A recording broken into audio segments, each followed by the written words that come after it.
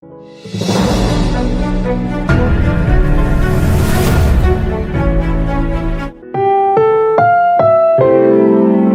programang ito ay rated SPG, striktong patnubay at gabay ng magulang ang kailangan. Maaaring may masiselang tema, lengguwahe, karahasan, sexual, horror o droga na hindi angkop.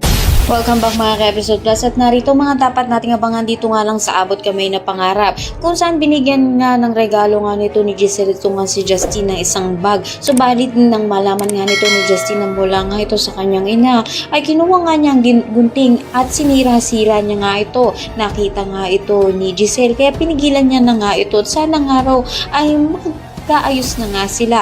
So barit iharap-harapan nga sinabi nga nito ni Justine na hindi nga magiging maayos silang dalawa. Sa kabilang banda naman nga, nag-aalala naman nga ito nga si Doc Tanyag dito nga kay Lynette dahil ngayon nga nagkakatroma nga ito nga si Lynette ay dapat hindi nga niya ito pinapabayaan kundi inaalagaan niya nga ito. Sa bahay nga nito nila Lynette, sinabi nga nito ni Doc Benitez na kung bakit nakikita na naman nga raw sila nito ni Doc Tanyag at galit na naman nga siya umiinom nga ito ng alak nang bigla na nga lang niya itapon ng isang baso na tumalsik nga ang bubog dito nga kay Lynette. Abangan nga natin ang pag-atake na naman nga ng pagsiselos nga nito ni Doc Benitez at simula na naman nga na masasaktan niya nga ito nga si Lynette. Kaya naman pakatutukan natin mga susunod na kabanata. Maraming salamat sa inyo panood.